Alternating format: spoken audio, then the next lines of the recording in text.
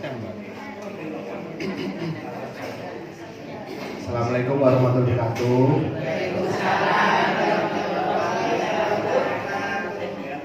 Selamat pagi ya Bapak Ibu beserta perwakilan dari Dr. Rika. Sebelumnya izinkan saya perkenalkan diri saya kembali ya. Mungkin ada yang sudah lupa atau belum ketemu. Saya Dr. Adi Utomo, biasa dipanggil Dr. Adi. Pagi hari ini berkesempatan untuk memberikan penyuluhan prolaris kepada Bapak Ibu panjenengan sekalian. Untuk pagi hari ini saya mengambil topik tentang risiko demensia atau pikun pada pasien hipertensi. Jadi kan peserta prolaris di sini itu rata-rata adalah pasien DM dan hipertensi. Kemarin kebetulan sudah dilakukan dengan tentang penyakit DM oleh Bu Dokter. Sekarang ganti yang hipertensi gitu.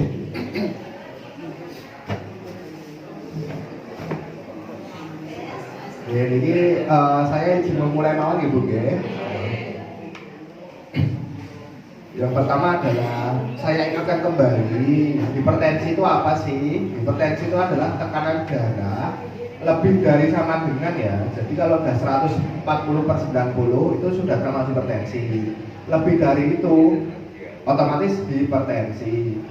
Tapi tensi segitu dalam kondisinya seperti apa dok? Dalam kondisi pengukuran yang berulang. Jadi kan lagi sepindah di tensi injil ya belum tentu, harus diulang dulu minimal 3 kali. Kalau dalam 3 kali pemeriksaan istirahatnya sudah cukup, tensinya masih injil, berarti kemungkinan sudah menderita hipertensi. Nah, terus yang berikutnya adalah demensia atau pikun. Demensia atau pikun itu kan seringnya terjadi pada pasien-pasien atau orang-orang dengan usia sudah berlanjut. Ya, ngapunten di sini kemungkinan juga kebanyakan pasiennya usianya sudah lanjut usia.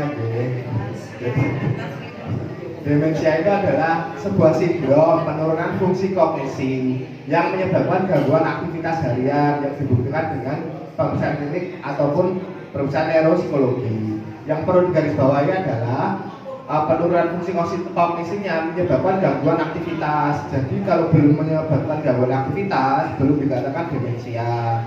Mau nembe lali-lali tok mau bawa kunci ning ndi ngono kan masih belum mengganggu fungsi aktivitas. Nah, ini dinamakan sindroma ya. Namanya sindroma itu pasti ada 1 atau 2 minimal 2 gejala yang muncul. Fungsi kognisi itu apa aja sih? Yang pertama paling gampang itu memori jangka pendek. Ya mungkin tadi salah satunya nih, lali dokok kunci, lali.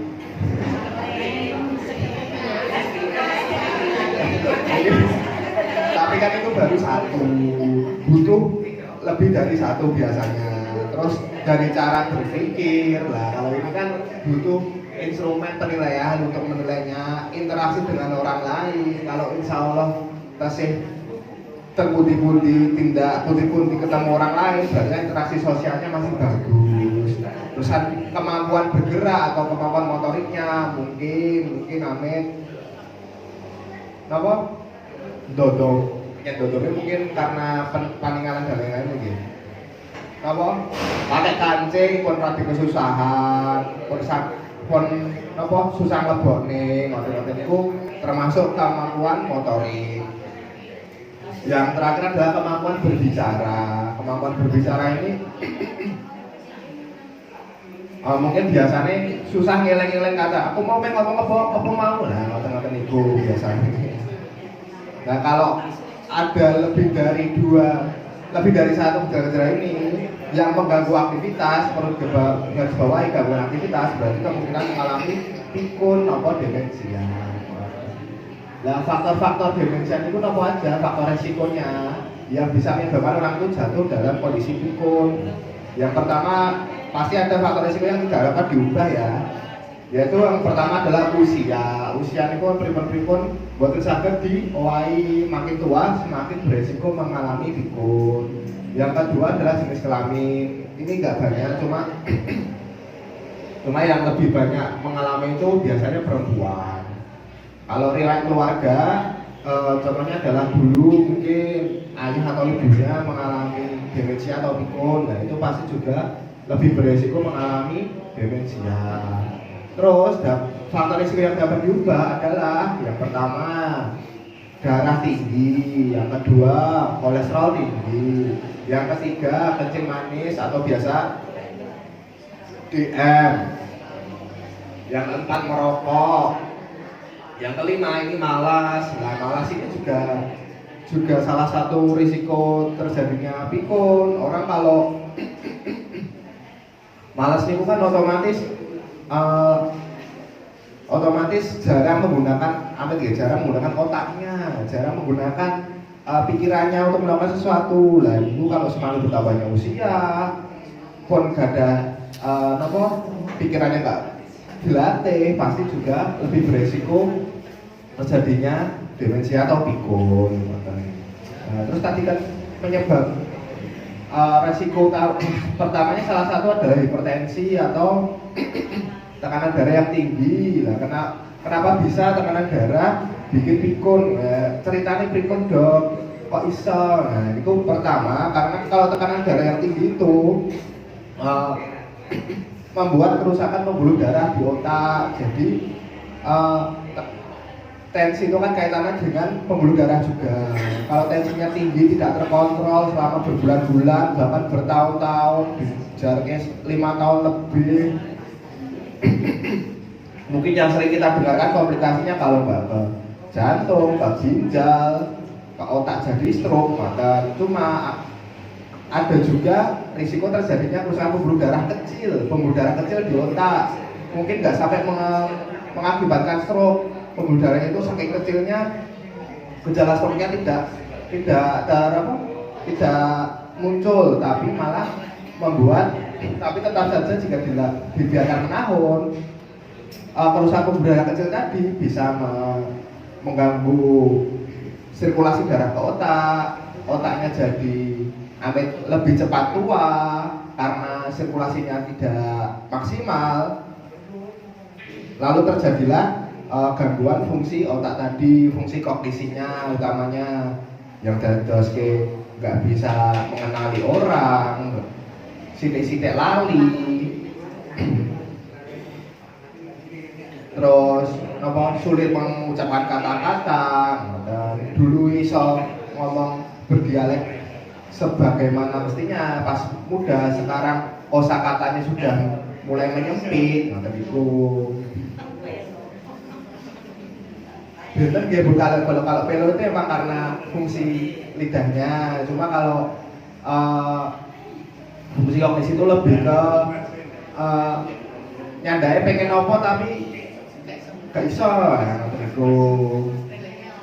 Nah, utamanya tadi pertama kalau tensinya tinggi itu pasti terjadi kerusakan pembuluh darah ya. Sumber dari masalahnya itu adalah kerusakan pembuluh darah. Jika pembuluh darahnya ke otak itu rusak, otomatis struktur otaknya juga yang biasanya otaknya itu dapat nutrisi, lama-lama nggak dapat nutrisi, walaupun segmen otaknya itu segmen yang kecil banget.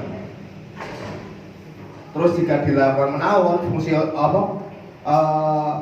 nggak dapat nutrisi terus, otaknya itu bisa mengecil. Kados mungkin kalau di organ yang lainnya biasanya kan kalau masih muda itu ototnya itu gede-gede karena sering buat aktivitas, ototnya itu masih bisa kados kula ini ototnya ya buat terang tapi ada. Terus bertambahnya usia pasti kan ototnya itu mengecil karena tidak pernah digunakan. Nah, karena ditambah dengan pembuluh darah yang ke otot itu kecil, maka ototnya juga makin mengecil lagi lah. Bayangannya seperti itu. Jadi bisa aja kalau tensinya tinggi, terjadi kerusakan pembuluh darah kecil, otaknya itu amin saged saged mengecil. Nah, ngoten niku. Biasanya orang-orang tua di usia lebih dari 70 tahun kok kalau ditemukan namun di CT scan diperiksa otak niko pasti jarak antara tengkorak dan otaknya itu sudah agak lebar karena otaknya sudah mengecil. Nah itu faktor risiko salah satunya adalah hipertensi. Jadi kalau intensinya tinggi terus tidak dikontrol, jadi penuaan itu terjadi semakin cepat, semakin dini.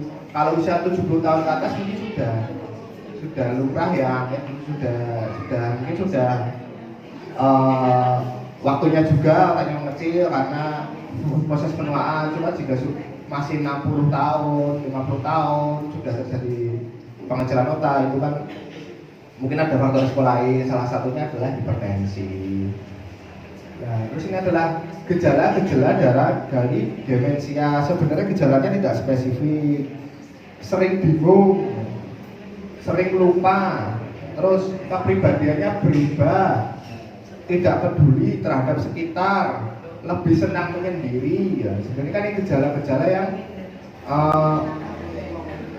tumpuk undung ya sama gejala-gejala psikologis. Ada gejala-gejala yang psikologis itu contohnya yang tidak peduli sama sering menyendiri, itu kan salah satu gejala psikologis juga. Yang kalau sampai parah sudah tidak mampu melakukan pekerjaan sehari-hari. Itu tinggal loh. Nah ini mungkin dari gejala tersebut apa yang perlu ditanyakan kepada pasien-pasien dengan kecurigaan demensia. Yang pertama gejalanya amnesia. Amnesia itu sering lupa, sering perlu ditanyakan apakah pasien itu sering lupa. Sering lupanya itu jangka pendek atau jangka panjang. Biasanya pasien dengan demensia itu jangka pendek. Dia wow kuncinya terpundi nggih. Dia wow doko lading ning endi ya, padahal lagi Bangrajan Lombok. Kon lali doko lading terpundi ngoten itu. Yang kedua adalah afasia. Afasia itu kemampuan untuk berbicara. Jadi harus ditanyakan juga, sulit berkomunikasi dengan orang, boten, sulit menemukan kata-kata, boten. Aku mau iki lho, apa ya? Mau apa kuwi? Nah, kata niku biasane meh ngomong apa tapi lali katanya itu apa. Nah, itu salah satu gejala demensia juga. Yang ketiga adalah apraksia. Nah, apraksia itu adalah kemampuan motorik tadi. Contohnya sulit mengancingkan baju, sulit memakai baju, terus sulit dalam menggunakan peralatan makanan. Biasanya nganggo apa? Nganggo porok atau niku saged titis ya. Saiki angel lah ngoten niku salah satune. Terus agnosia ini sulit mengenali keluarga. Mungkin ini juga nggak serta-merta ya bodoh. Saudara-saudara jauh datang, iki sapa itu kan emang nggak kenal, tapi sebelumnya emang nggak kenal mungkin. Yang parah itu mungkin sampai ke anaknya, sulit mengenali anaknya. Kalau masih saudara-saudara jauh sulit mengenali itu mungkin masih wajar. Terus disfungsi fungsi eksekutif. Fungsi eksekutif itu fungsi keseharian. Biasanya mungkin perlu ditanyakan juga, ada kesulitan yang mungkin yang mudah ini ya, ada kesulitan nggak mengatur uang. Wow, sering mengeluhkan nggak? Ideku yang dia mau ya, kok nanti rata ya. Nah itu kan, nah bisa lali, bisa emang kamu. Kalau duit itu kan harusnya rata-rata udah eling ya.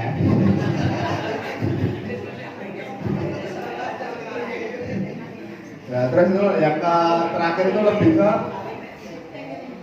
gangguan fungsi sosial. Dia tuh di komunitasnya seperti apa, kok medal-medal, sapa-sapa tetangga apa mboten, masih mampu seperti itu tidak, masih bisa merawat rumahnya enggak, rumahnya kok ketoke seperti atau dijabuti kaya omah suwung ngoten niku. Kalau mungkin kalau tinggal sendiri ya, terus perawatan dirinya seperti apa. Kalau emang masih ya insya Allah kalau di sini masih ganteng-ganteng dan cantik-cantik semua ya dari perawatan dirinya ya. Terus cara mencegahnya seperti apa? Cara mencegahnya utama itu adalah sering melakukan interaksi sosial. Jadi tadi kan saya bilang kalau tidak dilatih otaknya itu kemungkinan juga nanti kempes, nanti semakin menyusut. Nah, makanya cara mencegahnya adalah dengan sering-sering melakukan interaksi sosial yang pertama. Mungkin yang kedua, tiga ini kan lebih ke keterampilan ya. Kalau bermain catur, mengisi teka-teki silang itu ya kalau remen gitu monggo. Memainkan alat musik ini kan nggak semua orang juga bisa. Cuma intinya adalah sering-sering dipakai pikirannya. Dengan cara interaksi sosial, gampangnya ketemu uang itu pasti kan ngomong ke sesuatu, pasti bahas sesuatu, entah berita, nopo, pasti kan selalu dipakai pikirannya. Kalau menyendiri terus di rumah, pasti kan pikirannya suwung lah ya, pikirannya nggak ada perkembangannya. Nah, yang ketiga adalah olahraga.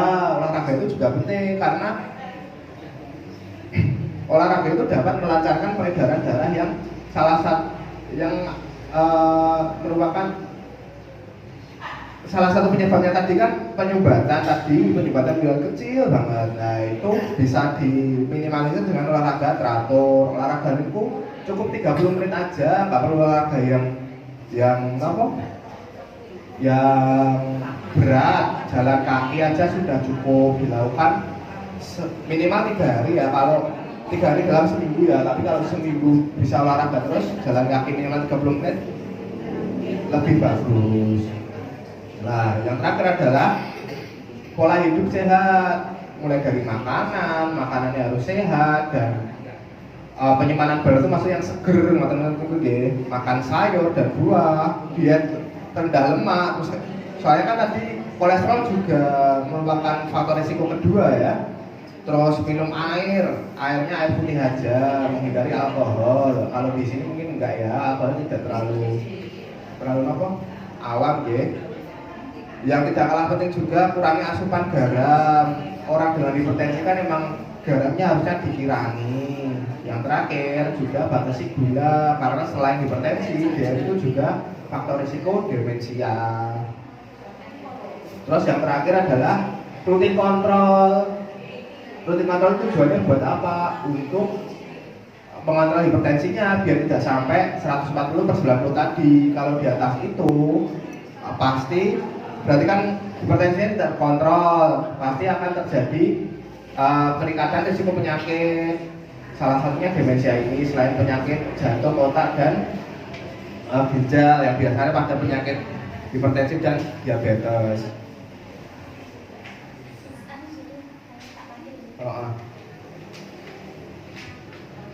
Nah, kalau ini mungkin insya Allah di sini nggak ada ya yang sampai ke demensia. Cuma kalau emang ada sederet atau keluarga yang menderita demensia, bagaimana cara menolongnya? Soalnya jika orang sudah mengalami demensia, pengobatannya itu lebih ke rehabilitatif, lebih ke pengobatannya bukan untuk mengembalikan fungsinya kembali seperti sedia kala, cuma agar tidak semakin parah gejalanya itu berlanjut dan mendampingi secara fungsi sosialnya. Jadi dengan cara yang tetap memberikan dukungan, menjauhkan benda-benda tajam di sekitarnya, karena kan fungsi beresiko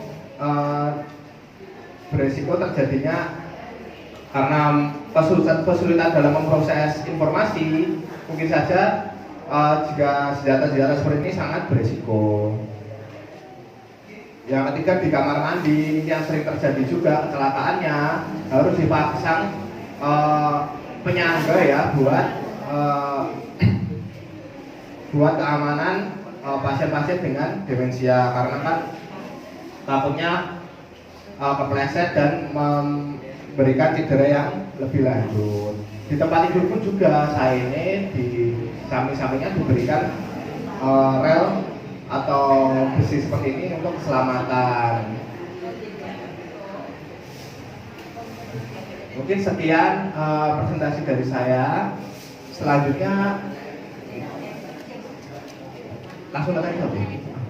langsung ke sesi tanya jawab. Monggo Bapak Ibu, ini ada 3 door prize bagi penanya-penanya di sesi hari ini. Monggo tanyanya boleh tentang hipertensi, demensia atau lainnya juga nggak apa-apa. Nggak harus terpaku dari ini kalau saya. Oke?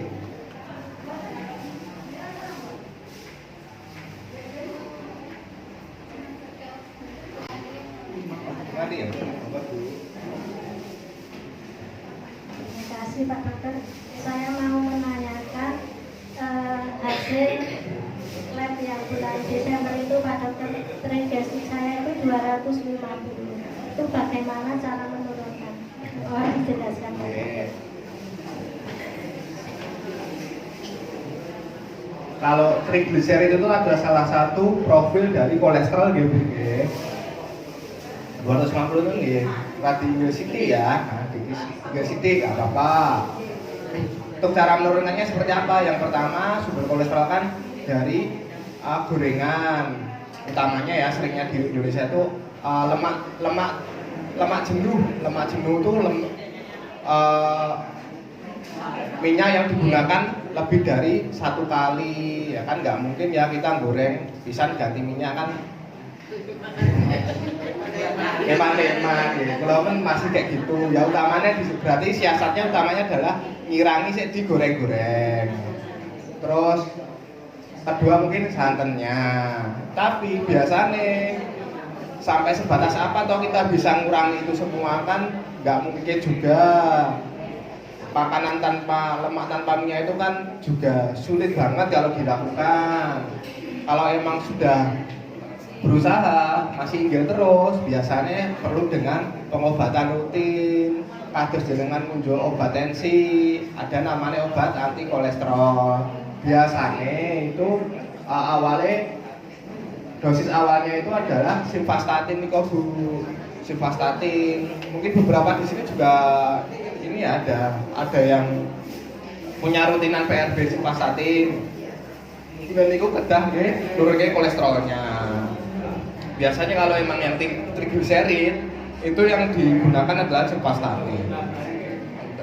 Tidak kalah juga aktivitas fisiknya. Jadi selain dari makanan yang kita keluarkan itu juga harus banyak. Cara mengeluarkannya itu gimana? Ya dengan olahraga dan aktivitas fisik. Olahraganya kedah rutin, kedah teratur, okay? Kalau tadi minimal 30 menit itu buat demensia. Kalau yang buat kesehatan jantung dan pembuluh darah itu biasanya ke 60 menit 3 kali dalam seminggu. Ngoten nggih Bu nggih.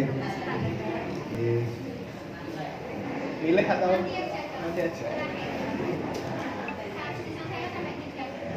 Mungkin ada pertanyaan lainnya Bu, monggo.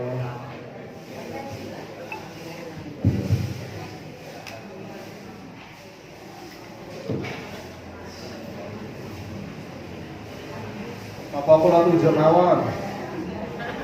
Ini maneman mungkin masih ada 2 door prize.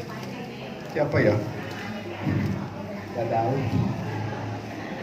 Mungkin yang kakung wonten pertanyaan Pak, monggo. Gak harus dalam topik ini, pertanyaan apapun silahkan.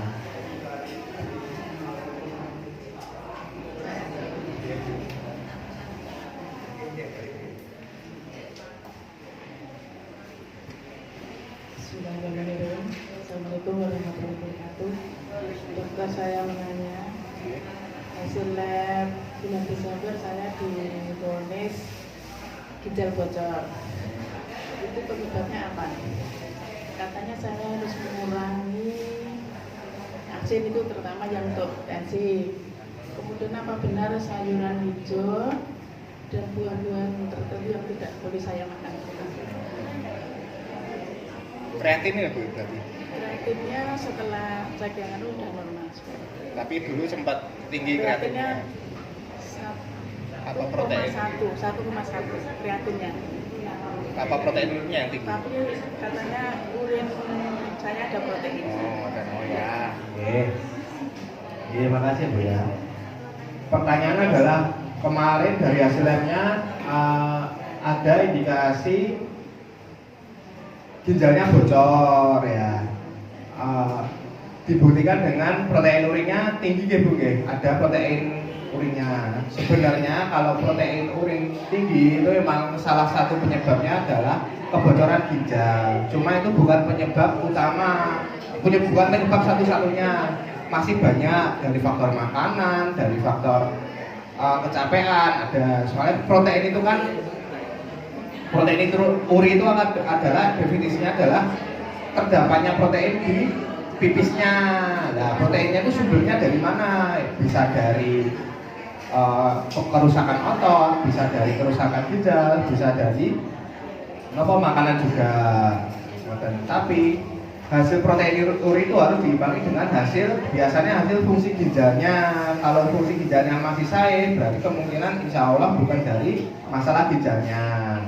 Lalu tadi pertanyaannya harus mengurangi apa aja, harus menghindari konsumsi apa.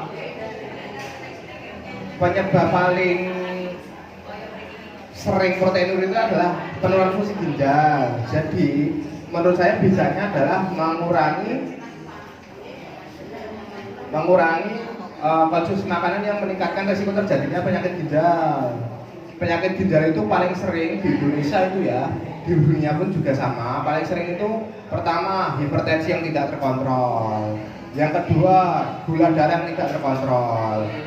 Jadi di mana-mana itu sumber penyakit ini dua ini sebenarnya. Kenapa di mana-mana digalakkan pengontrolan tekanan darah dan gula? Karena emang dua penyakit ini adalah penyakit kronis yang sering menimbulkan komplikasi yang menahun. Contohnya adalah gagal ginjal salah satunya.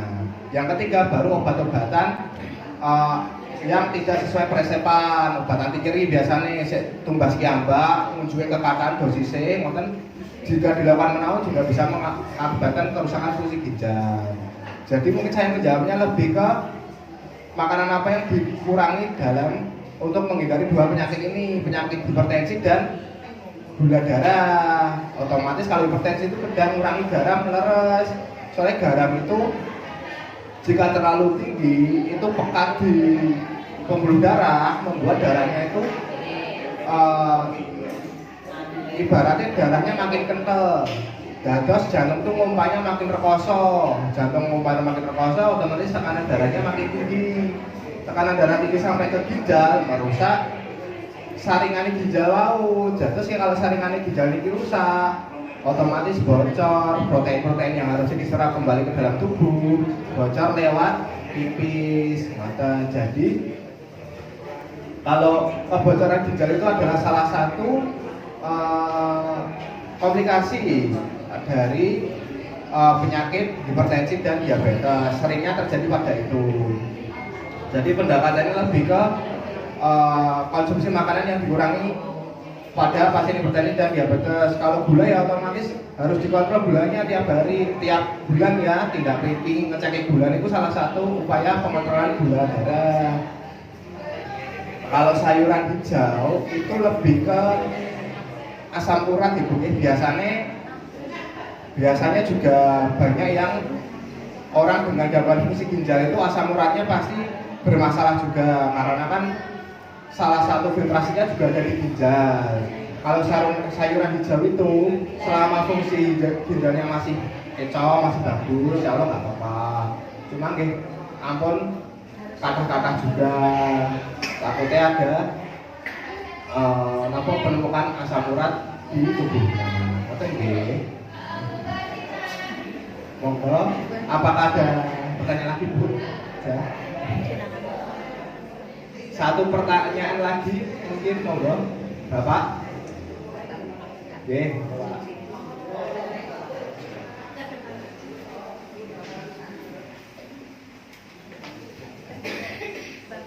Nyuwun pangapunten bila kula badhe tanggap langsung kemawon untuk menanggulangi risiko istilahnya namanya itu kalau demensia itu kasih nyuwun pangapunten Assalamualaikum warahmatullahi wabarakatuh.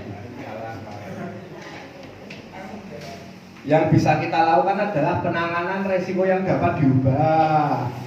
Kalau yang dapat diubah tidak dapat diubah, ampunan dan nggak bisa dilakukan lagi. Kalau yang dapat diubah, itu pertama kan darah tinggi. Jadi usaha kita harus mengontrol darah kita jangan sampai tinggi. Tingginya itu berapa tadi? Diulangi lagi 140/90. Ampun ngantos sementen itu berarti gula tekanan darahnya belum terkontrol. Niki kula boten nonton mumet Pak Dokter, tapi tensinya pas bersama ini 140 men itu berarti masih belum terkontrol sebenarnya. Jika dibiarkan menahun akan meningkatkan resiko demensia. Jadi ini pertama adalah pengontrolan tekanan darah. Yang kedua adalah kolesterolnya itu. Kalau di sini kan diceknya per 6 bulan, kalau kolesterol itu memang pengecekannya agak susah karena penggawarannya itu biasanya lama, makanya diceknya 6 bulan sekali. Kolesterol yang tinggi, kalau dengan hasil labnya kolesterol tinggi berarti harus mengubah pola makan utamanya. Yang kedua adalah olahraganya. Jika emang kedua ini sudah dilakukan masih tidak terkontrol, harus ditambah dengan obat-obatan. Biasanya kalau kolesterolnya tinggi harusnya dapat tambahan obat anti kolesterol. Yang ketiga adalah kencing manis. Nah, kencing manis ini biasanya kan gula itu harus dikontrol juga. Kalau insya Allah di sini rata-rata bulanannya ini ya, bulannya masih bagus. Ya inggil-inggil sithik nggak apa-apa, cuma kan harus dirutinkan lagi kalau ada riwayat gulanya. Kalau muncul obat gulanya emang lagi biasanya lali-lali nonton amit bapak ibu kadang saya temui kesupen nih Pak Dokter nonton harusnya lebih digiatkan lagi. Yang ketiga adalah perokok itu salah satu momok ya bagi pembuluh darah. Jadi rokok itu selain ke arah ke kanker dan lain-lain sebenarnya adalah merusak pembuluh darah juga nikotin itu. Makanya sebisa mungkin sudah dihindari untuk merokok. Yang ketiga adalah malas tadi. Malas itu maksudnya udah nggak pernah lagi menggunakan kemampuan otaknya. Biasanya serawung-serawung, bercakap-cakap, bertukar pikiran, kali sederek sekitar-sekitarnya, sekarang sudah nggak pernah lagi. Nah, mungkin cara-caranya adalah dengan menghindari atau mengontrol faktor risiko yang 5 ini tadi, Pak. Utamanya sih kalau emang faktornya dari penyakit, ya berarti harus kontrol rutin. Pak.